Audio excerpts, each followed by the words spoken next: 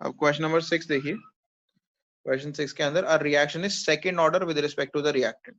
तो second order with respect to the reactant का मतलब क्या है कि rate is equals to k reactant की पावर 2। उन्होंने ये नहीं दिया कि दो रिएक्टेंट्स, उन्होंने बोला बस second order with respect to a reactant, एक ही रिएक्टेंट है और सेकंड ऑर्डर है। ठीक है, तो रेट कैसे इफेक्ट होगा अगर इस रिएक्टेंट की कॉन्सेंट्रेशन को डबल कर देंगे। अगर इसकी रिएक्टेंट की कॉन्सेंट्रेशन को डबल कर देंगे हम, व्हेन कॉन्सेंट्रेशन ऑफ आर जो रिएक्टेंट है इज डबल्ड, तो जब डबल्ड करेंगे तो ये k equals to sorry k into 2r का स्क्वायर हो जाएगा। तो रेट कितना हो जाएगा, रेट हो जाएगा 4, ये बाहर आ जाएगा 4 स्क्वायर, ओके 4r स्क्वायर। तो rate will become 4 times, rate will become 4 times. ठीक है, और जब रिड्यूस टू हाफ करोगे, when concentration of r is reduce to half, तो हाफ में रिड्यूस करने का मतलब क्या है कि रेट जो था के आर की कॉन्सेंट्रेशन को 1/2 आर कर दिया जाएगा स्क्वायर। तो ये 1/2 क्या और क्या हो जाएगा, ये 1/4 होके बाहर आ जाएगा, आर स्क्वायर ऐसे ही आ जाएगा। तो बेसिकली इनिशियल कॉन्सेंट्रेशन जो थी उसका क्या हो जाएगा 1/4 टाइम्स। तो आप लिख दोगे रेट विल बिकम 1/4 टाइम्स। ठीक है, तो ये आपका आंसर आ जाएगा part A and part B. 7th और 8th क्वेश्चन अभी बाद में कवर करेंगे। इसके बाद देखिए 9th question. A reaction is first order in A and second order in B. इसका मतलब क्या होता है, first order in A and second order in B, question number 9। तो इसका मतलब है रेट के first order in A and second order in B. तो ए की पावर 1 है, बी की पावर 2 है। 1 मतलब कुछ मत लगाओ पावर। ठीक है, first order in A second order in B का मतलब हुआ कि ए की पावर 1 है और बी की पावर 2 है। तो आगे क्वेश्चन में क्या बोला गया है, right the differential rate equation. तो डिफरेंशियल रेट इक्वेशन क्या होती है, बस D R by D T लिख दीजिए। Differential rate equation, so what is differential rate equation, rate sorry rate मत लिखोगे, यहाँ लिखोगे minus D R by D T rate की जगह इक्वल के ए की पावर 1 एंड बी की पावर 2। ये हो गई डिफरेंशियल रेट इक्वेशन। ठीक है, पार्ट बी है how is the rate affected on increasing the concentration of B 3 times. अगर बी की कॉन्सेंट्रेशन को, जो ये बी है इसकी कॉन्सेंट्रेशन को 3 टाइम्स बढ़ा देंगे तो रेट कितने टाइम्स इंक्रीज हो जाएगा, तो रेट हो जाएगा 9 टाइम्स इंक्रीज। क्यों, क्योंकि बी के ऊपर स्क्वायर लगा हुआ है, तो जैसे ही बी की कॉन्सेंट्रेशन को 3 टाइम्स बढ़ाओगे तो 3 का स्क्वायर हो जाएगा, तो rate of reaction will increase 9 times. ठीक है, फिर पार्ट सी है concentration of both A and B is increased 2 times. ठीक है, how is the rate of affected when concentration of both A and B are double। तो A की concentration को भी डबल कर दिया, B की concentration को भी डबल कर दिया। तो A की concentration डबल होगी तो यहाँ 2 से मल्टीप्लाई हो जाएगा, B की concentration डबल होगी तो 2 का स्क्वायर हो जाएगा। 2 का स्क्वायर क्या होता है 4, तो इन दोनों को मल्टीप्लाई करोगे क्या आएगा 8। तो rate of reaction will increase 8 times. ठीक है, तो सी पार्ट का आंसर होगा rate of reaction will increase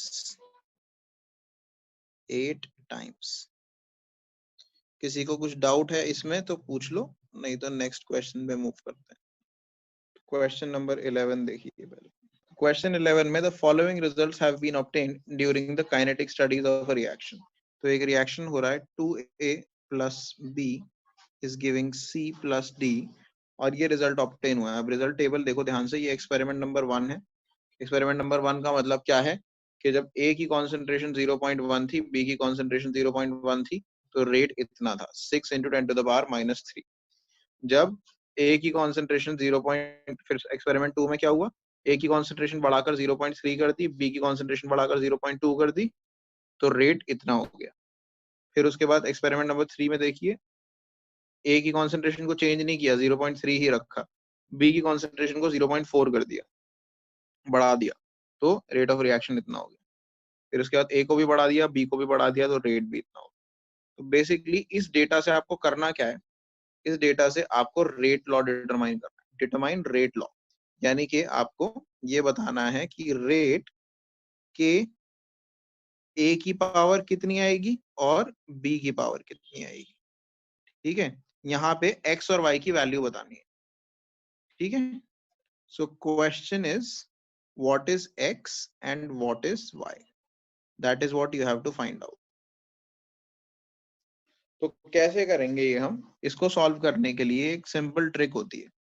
आप सबसे पहले दो ऐसे एक्सपेरिमेंट्स देखिए, ये 4 एक्सपेरिमेंट दे रखे हैं ना, 1, 2, 3 एंड 4। दो ऐसे एक्सपेरिमेंट्स देखिए जिसके अंदर B की कॉन्सेंट्रेशन चेंज नहीं हो रही। तो आप देखोगे एक्सपेरिमेंट नंबर 1 एंड 4 में B की कॉन्सेंट्रेशन सेम है। क्या है B की कॉन्सेंट्रेशन? 0.1, 0.1। तो आप इन दो एक्सपेरिमेंट्स को यूज करके दो रेट लॉ इक्वेशंस बनाओ। ठीक है, कैसे करेंगे देखो, आप लिखेंगे टेकिंग एक्सपेरिमेंट 1 एंड 2। तो एक्सपेरिमेंट 1 के रेट लॉ को बोल देते हैं R1। ठीक है, रेट को बोल देते हैं R, के ऐसे ही आ जाएगा।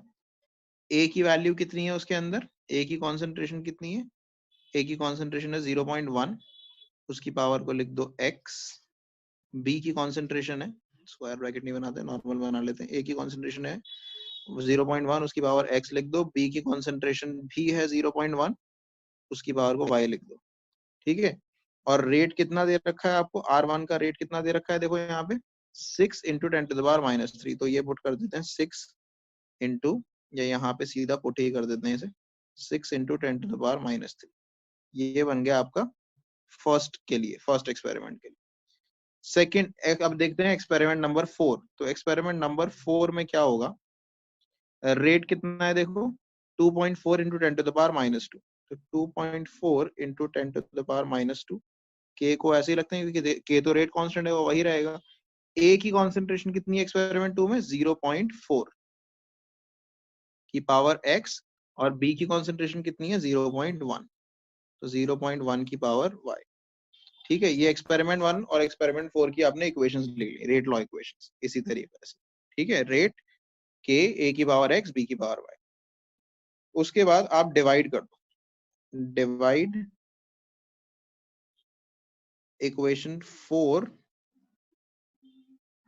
By equation 1। तो 4 ऊपर आएगी, 2.4 × 10⁻² डिवाइडेड बाय 6 × 10⁻³ और इधर आ जाएगी k 0.4 की पावर x, 0.1 की power y divided by k 0.1 की पावर x एंड 0.1 की पावर y।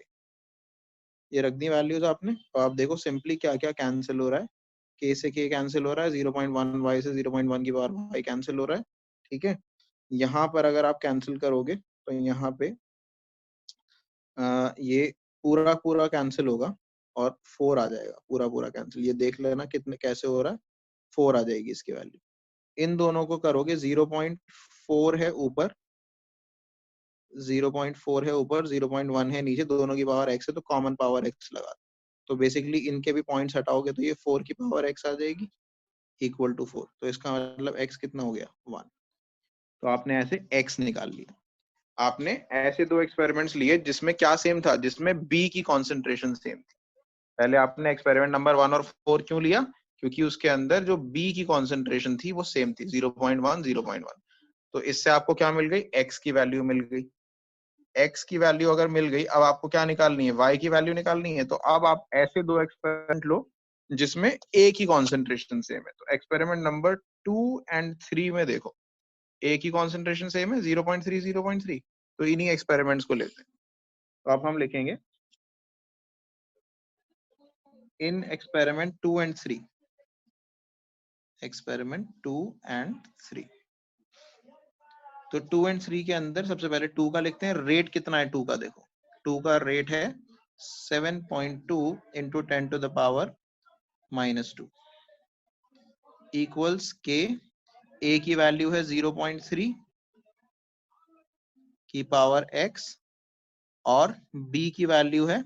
अब इनफैक्ट अगर मान लो 2 एक्सपेरिमेंट आपको ऐसे नहीं भी मिलते हैं ना जिसके अंदर a सेम होता, तो आप ऐसे ही भी कर सकते थे। अब इनफैक्ट क्योंकि आपको a की x की वैल्यू पता लग गई है, x की वैल्यू आपको पता लग गई है 1, तो अगर ये मान लो सेम एक्सपेरिमेंट ये मिलते भी नहीं आपको जिसमें सेम होता 0.3 a की वैल्यू, तो भी आपका क्वेश्चन सॉल्व हो जाता। बट अगर मिल गया तो अच्छी बात, ठीक है।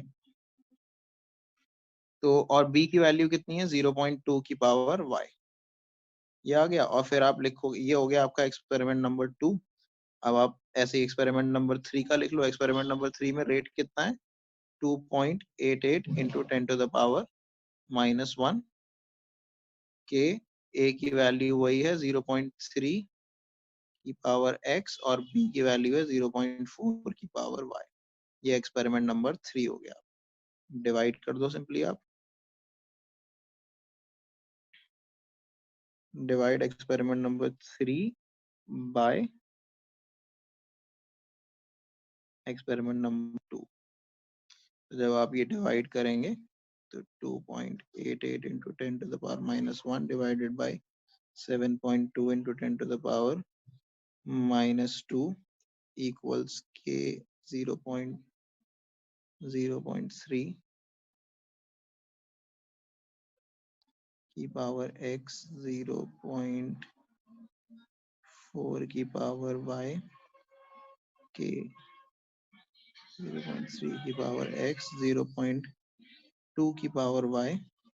ये आपने डिवाइड किया, ये सिंपली कैंसिल हो जाएंगे पूरे पूरे, ये पूरा पूरा कैंसिल हो जाएगा। के यहाँ पर आएगा 4 कैंसिल करके, यहाँ पर आएगा 0.4 बाई 0.2, दोनों की होल पावर y लगा देंगे। इन दोनों को कैंसिल करके 2 बनेगा, 2 की power y is equals to 4। तो y की वैल्यू, तो जैसे x की पावर 1 निकली थी ऐसे ही y की पावर क्या निकल गई? 2। तो finally now you know what is rate law equation. Question में ये पूछा था ना, determine rate law. Therefore rate law is, what is rate law? Rate law is rate equals के a की पावर x कितना निकला है? 1 और b की पावर y कितना निकला है? 2। So this is your rate law. ठीक है। क्वेश्चन में एक चीज और पूछिए, rate law and rate constant for the reaction. आपको रेट कांस्टेंट भी कैलकुलेट करना है, यानी k की वैल्यू भी कैलकुलेट करनी है। तो जब आपको रेट लॉ पता लग चुका है, इस रेट लॉ के अंदर वैल्यूज पुट कर दीजिए। कोई सा भी एक एक्सपेरिमेंट ले लो, take any out of these 4 experiment, any one experiment, या सारे भी पुट कर लो एक एक करके, सबसे आपको रेट कांस्टेंट की वैल्यू सेम ही मिलेगी। ठीक है। तो हम कोई सा भी फर्स्ट एक्सपेरिमेंट यूज कर लेते हैं। यूजिंग एक्सपेरिमेंट 1, रेट कितना था एक्सपेरिमेंट 1 में? 6 इंटू 10 to the power -3। के की वैल्यू आप रेट कांस्टेंट कैलकुलेट करना चाहते हो, ए की वैल्यू 0.1 थी, उसकी पावर 1 आ गई, और बी की वैल्यू 0.1 थी, उसकी पावर 2 आ गई। तो आपका के कितना आ जाएगा कैलकुलेट होकर? 6 आ जाएगा एग्जैक्टली। क्योंकि इधर भी ये 10 की पावर -1, 10 की पावर -2, ये दोनों कैंसिल होकर, सॉरी 10 की पावर 2, नहीं नहीं नहीं सॉरी गलत बोल दिया मैंने। के की वैल्यू आ जाएगी 6 into 10 to the power -3 divided by 10 to the power 3। तो आंसर आ जाएगा 6 इंटू 10 to the power -6। ठीक है। यूनिट क्या होगा के का? कोई जल्दी से के का यूनिट कैलकुलेट करके बताएगा? के का यूनिट कैसे कैलकुलेट करते? ऑर्डर ऑफ रिएक्शन देख के। यहाँ ऑर्डर ऑफ रिएक्शन कितना है? ए की पावर 1, बी की पावर 2, तो ऑर्डर ऑफ रिएक्शन कितना है? 3। और के का यूनिट कैसे कैलकुलेट करते हैं? यूनिट ऑफ के कैसे निकलता था? ऊपर आता है मोल पर लीटर पर सेकेंड, नीचे आता है मोल पर लीटर की पावर x प्लस y, यानी ऑर्डर ऑफ रिएक्शन नीचे आता है। तो x प्लस वाई की वैल्यू इस बार 3 है, ठीक है। तो ऑर्डर ऑफ रिएक्शन कैसे निकल जाएगा? यूनिट कैसे निकल जाएगा? मोल पर लीटर पर सेकेंड डिवाइडेड बाय मोल पर लीटर की पावर 3। तो जब आप इसे कैंसिल करोगे मोल से मोल, तो ऊपर नीचे बचेगा मोल स्क्वायर, और लीटर से पर लीटर नीचे बचेगा लीटर का इनवर्स स्क्वायर। तो यूनिट क्या बना? यूनिट बना लीटर, ऊपर आके इनवर्स स्क्वायर पॉजिटिव स्क्वायर बन जाएगा, मोल की पावर -2 पर सेकेंड, ठीक है। So this is your unit, litre square पर मोल स्क्वायर पर सेकेंड, ठीक है। ये आपका फाइनल आंसर। ये यूनिट ऑफ के कैलकुलेट, ये रफ में करना है तो मैंने यहाँ पर करके दिखा दिया। एक क्वेश्चन और कर लेते हैं इसी पे बेस, क्वेश्चन नंबर 10। कोई डाउट है किसी को पूछना है? खा दिया, समझ में आ रहा है? तो क्वेश्चन नंबर 10 और देख लेते हैं। इसी तरह का क्वेश्चन है, लेकिन वो सॉल्व थोड़ा सा डिफिकल्ट तरीके से होगा इससे स्लाइटली। क्वेश्चन नंबर 10 पढ़िए जरा। उसमें लिखा है, in a reaction between A and B the initial rate of reaction R naught was measured for the initial concentration of A and B given by। तो इसके अंदर जो है एक्सपेरिमेंट्स हॉरिजॉन्टली देने की जगह वर्टिकली दे रखे हैं। ये एक्सपेरिमेंट 1 है, ये एक्सपेरिमेंट 2 है, ये एक्सपेरिमेंट 3 है, ठीक है। एक्सपेरिमेंट नंबर उन्होंने लिख नहीं रखा। जब A की कॉन्सेंट्रेशन 0.2 थी और B की कॉन्सेंट्रेशन 0.3 थी, तो रेट इतना था 5 into 10 to the power -5, 5.07 10 to the power -5, ठीक है। सिमिलरली जब A की कॉन्सेंट्रेशन 0.2 थी और B की 0.1 थी, तो रेट इतना था, सेम ही था 5.07 10 to the power -5। 3 में भी देखो, A की कॉन्सेंट्रेशन 0.4 थी, B की 0.05 थी, तो रेट इतना था, ठीक है। तो ये है। अब इसके अंदर कुछ पार्ट तो ओरली सॉल्व हो जाएगा। क्वेश्चन नंबर 10, क्वेश्चन नंबर 10 में देखिए, अगर आप एक्सपेरिमेंट 1 एंड 2 को ऑब्जर्व करो, on observing experiment 1 and 2, 1 and 2 में अगर आप देखोगे ए की कॉन्सेंट्रेशन सेम है, 0.2 इसमें भी है, 0.2 इसमें भी है। तो ए की कॉन्सेंट्रेशन अगर सेम है तो ए से तो कोई फर्क पड़ेगा नहीं रेट पे, तो बी से फर्क पड़ना चाहिए। बी की कॉन्सेंट्रेशन चेंज होने पे 0.3 से 0.1 हो गई बी की कॉन्सेंट्रेशन, लेकिन रेट पे देखो कोई फर्क नहीं पड़ा, रेट एग्जैक्टली सेम रहा। तो बी की कॉन्सेंट्रेशन चेंज करने से रेट पे कोई फर्क नहीं पड़ रहा। ए से तो वैसे भी नहीं पड़ेगा क्योंकि ए की तो वैल्यू सेम ही है दोनों में, 0.2 0.2 है, तो बी से फर्क पड़ना चाहिए।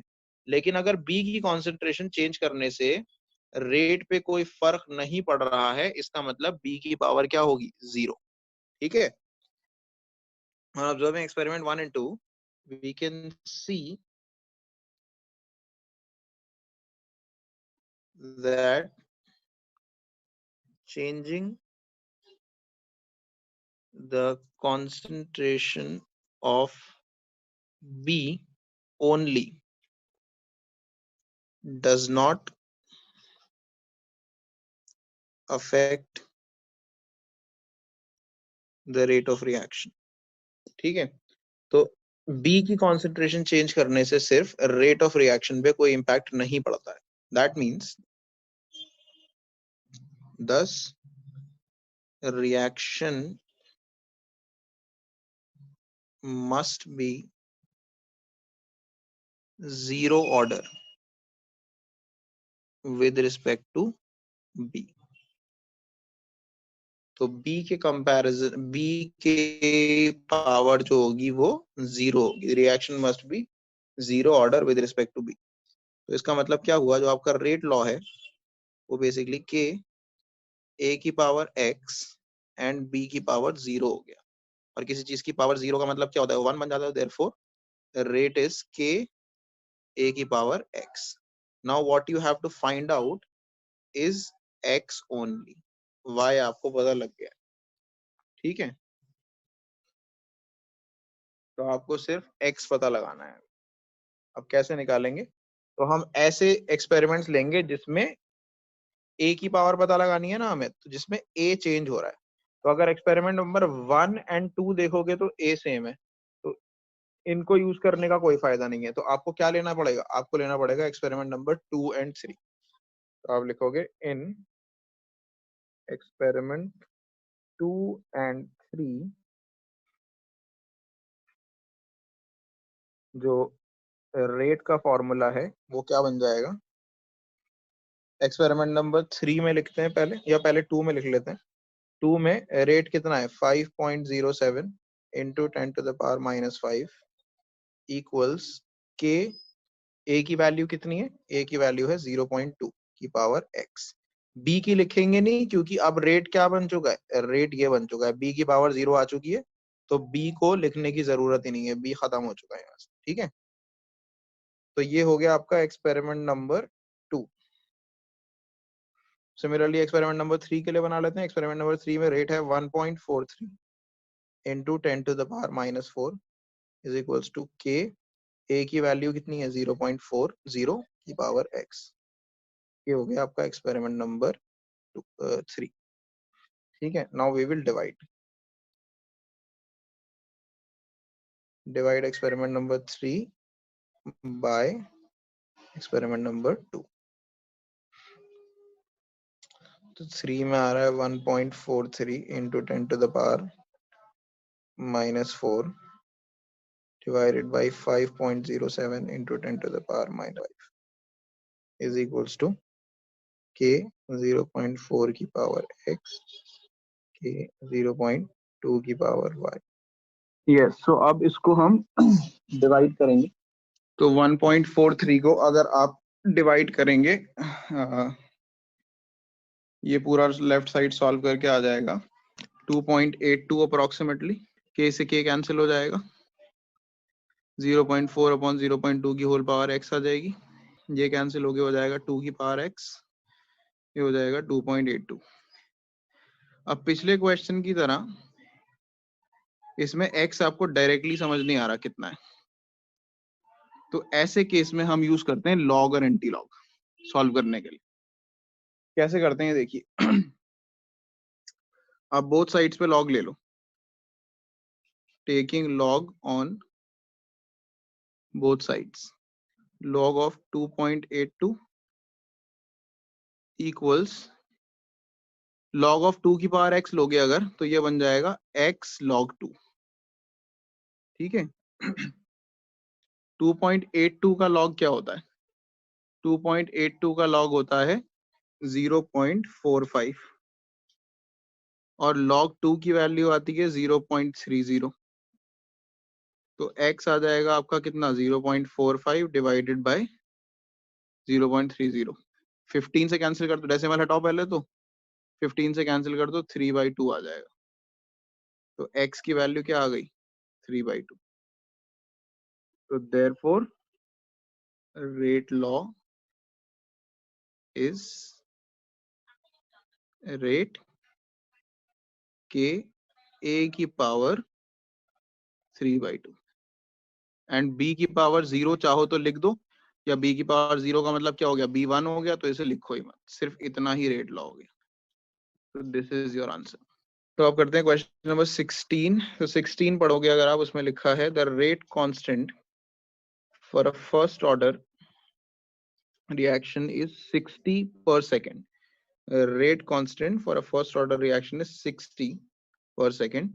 Per second unit होता है first order के लिए rate constant का। How much time will it take to reduce the initial concentration of the reactant to its 1/16th value?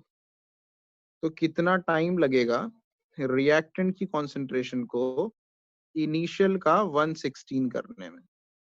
Initial होता है R0, तो फाइनल R को इनिशियल का 1/16 करना है।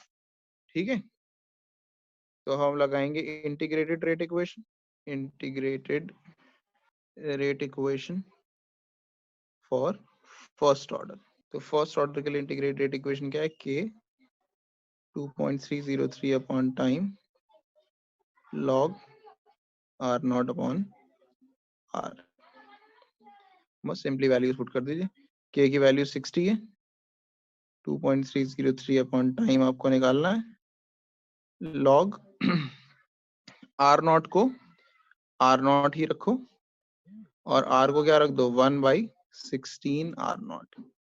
ठीक है, आर नॉट से आर नॉट कैंसिल हो जाएगा, 16 ऊपर आ जाएगा, log 16 2.303 के की वैल्यू जो 60 के इसको नीचे ले आओ, टाइम को इधर ले जाओ, जस्ट सॉल्व इट। log 16 की वैल्यू, कोई अगर भूल गया तो मैं log बता देता हूँ कैसे निकालते हैं। log 16 की वैल्यू अगर आपको निकालनी है तो 16.00 ले लो इसको, ठीक है, या 16.010 भी लगा दोगे तो काफी है। पहले क्या देखते हैं, डेसिमल से पहले कितने डिजिट है, -1।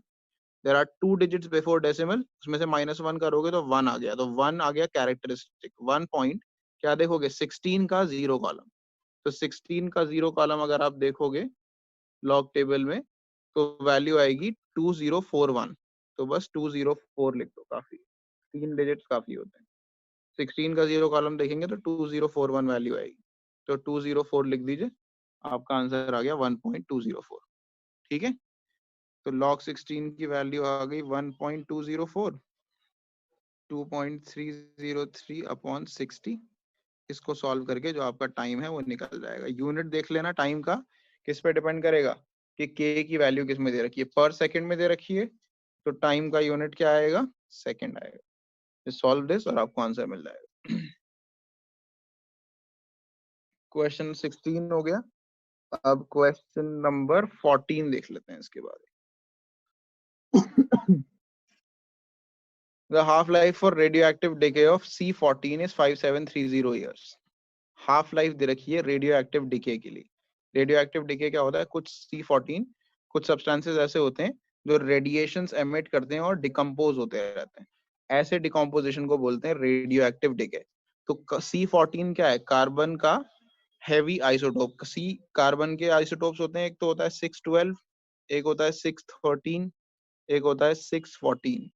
तो इसमें से ये वाला, ये तो नॉर्मल आइसोटोप है 612, ये नॉर्मल आइसोटोप है, इसका 12 एटॉमिक मास हो जाएगा। C14 वाला होता है वो रेडियो एक्टिव होता है, यानी वो डिकम्पोज होकर रेडिएशन एमिट करता रहता है। तो उस रेडियो एक्टिव डिके जो है उसका, उसकी हाफ लाइफ 5730 ईयर्स है। तो 5730 साल के अंदर वो जितना भी अमाउंट होगा वो उसका आधा हो जाएगा। ठीक है, फिर उसके बाद क्वेश्चन में लिखा है, an archaeological artifact containing wood had only 80% of C14 left. तो एक आर्कियोलॉजिकल आर्टिफैक्ट मिला हमें, तो वो बोल रहा है कि उसके अंदर जितना इनिशियली C14 होना चाहिए था उसका सिर्फ 80% बचा, 80% लेफ्ट। ठीक है, यानी final concentration of reactant was 80% of the initial, 80% was remaining. तो इसका मतलब यही हुआ ना कि फाइनल कॉन्सेंट्रेशन जो है वो इनिशियल की 80% बची थी। तो आपने लिख दिया R is equals to 80/100 R naught, या इसको कैंसिल करके आप 4/5 R नॉट लिख दीजिए। अब आपको क्या निकालना है, what is the age of this sample, यानी कि ये जो डिके हुआ है 80% जो बचा है, यानी 20% जो डिके हो गया इसमें से, इसमें कितना टाइम लगा होगा, तो आपको टाइम कैलकुलेट करना है। ठीक है, अच्छा एक चीज लिख लो, ऑल, इसमें हालांकि कहीं लिखा हुआ नहीं है कि first order reaction, but all radio active decays are generally first order reaction. तो अगर मेंशन नहीं भी किया हुआ है लेकिन रेडियो एक्टिव डिके है तो अज्यूम कर लेना कि वो फर्स्ट ऑर्डर रिएक्शन। अब फर्स्ट ऑर्डर रिएक्शन के लिए सबसे पहले आप के कैलकुलेट करें, सबसे पहले आप रेट कांस्टेंट कैलकुलेट करिए।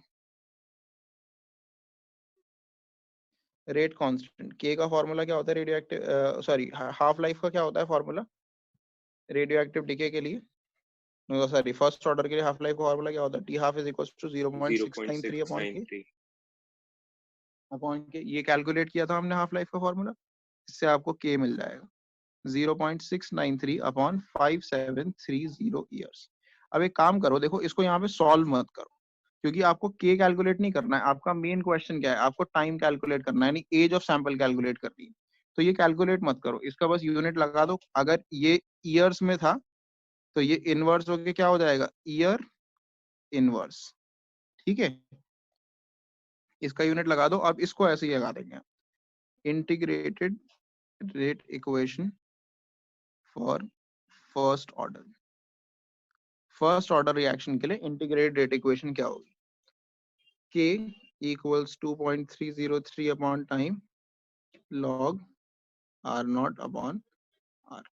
ये इंटीग्रेटेड रेट इक्वेशन, टाइम आपको कैलकुलेट करना है तो 2.303 अपॉन में K कर देते हैं log R0 बाय R।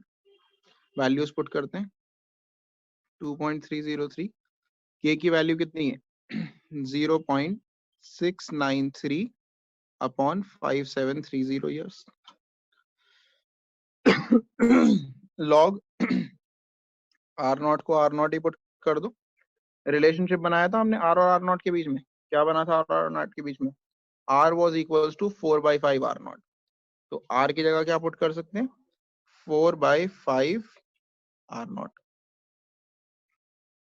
क्या क्या कैंसिल हो रहा है? R0 से R0 कैंसिल हो रहा है सिंपली। तो टाइम का फॉर्मूला क्या बन गया 2.303 5730 ऊपर आ जाएगा डिवाइडेड बाय 0.693 और ये भी उल्ट जाएगा log 5/4। ठीक है, इसको सिंपली करने के लिए एक तरीका ये है, इसको ना 2.303 इंटू 57, अब मैं तुम्हें बता देता हूँ बोर्ड में कैसे सॉल्व करते हैं और क्या दिया हुआ होगा। ये बहुत सिंपल सा रूल है 0.693। ठीक है, दो तरीके हैं, या तो लॉग की वैल्यू, या तो लॉग टेबल दी जाएगी या लॉग की वैल्यू लिखी जाएगी। आपके बोर्ड में तो जनरली लॉग की वैल्यू लिखी हुई आती है एंट्रेंसेस में स्पेशली। तो उसमें क्या होगा 5/4 को जब डिवाइड करोगे तो 1.25 आएगा।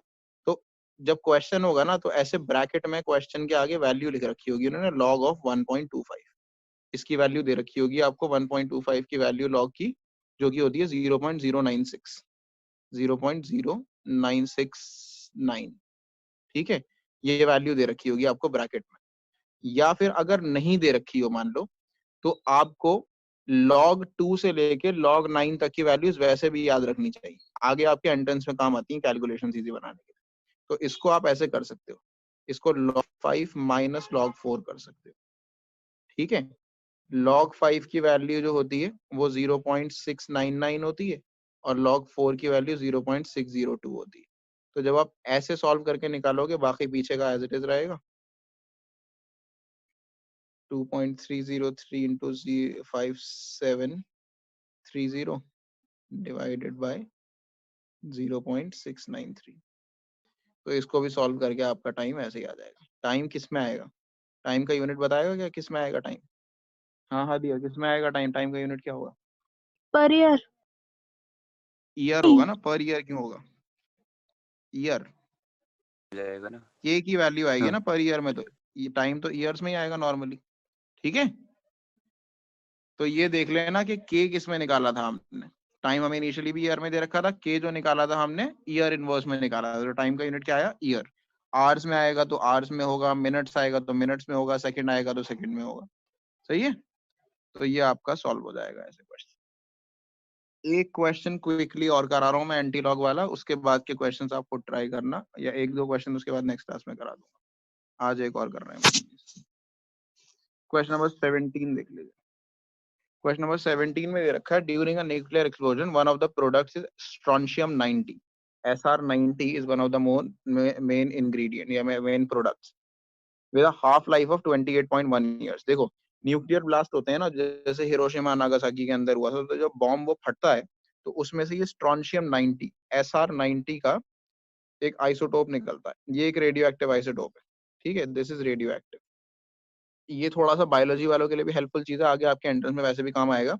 स्ट्रोंशियम जो है ना वो कैल्शियम की तरह से, कैल्शियम के ग्रुप का ही आया है ना Sr2+। कैल्शियम जैसे होता है ना कैल्शियम 2+, ऐसे स्ट्रोंशियम Sr2+ बनाता है।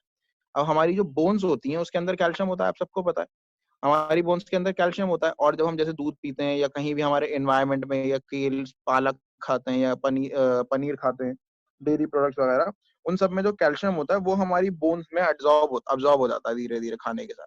लेकिन जब न्यूक्लियर ब्लास्ट होता है तो हवा में जब ये स्ट्रोंशियम 90 फैला तो कुछ स्ट्रोंशियम 90 भी बोन्स में अब्जॉर्ब हो जाता है। स्पेशली जो नए जो बच्चे होते हैं ना उनकी, क्योंकि उस टाइम पे वो ग्रो हो रहे होते हैं, उनकी बोन्स को कैल्शियम बहुत चाहिए होता है। फॉर एग्जाम्पल जब इस एज पे हो, जैसे आप अब अडल्ट हो चुके हो रिलेटिवली, तो आपकी बोन्स थोड़ा थोड़ा कैल्शियम एब्जॉर्ब करती है। एक एज के बाद जब आप 25 क्रॉस करोगे तो आपकी बोन्स ऑलमोस्ट कैल्शियम एब्जॉर्ब करना बंद कर देती है, बस वो रिपेयर के लिए जो डैमेज होता है थोड़ा बहुत एब्जॉर्ब करती है। लेकिन जो छोटे बच्चे होते हैं उनकी बोन्स बहुत ज्यादा कैल्शियम एब्जॉर्ब कर रही है। लेकिन अगर ऐसे बच्चे को जब उसकी बोन कैल्शियम एब्जॉर्ब कर रही होती है, अगर न्यूक्लियर ब्लास्ट हो जाए उस एरिया में और स्ट्रोंशियम 90 के आइसोटोप्स आ जाए एयर में जिसमें Sr2+ आयन होते हैं, तो उस बच्चे की बोन्स जो है कैल्शियम के साथ साथ स्ट्रोंशियम भी एब्जॉर्ब कर रही है।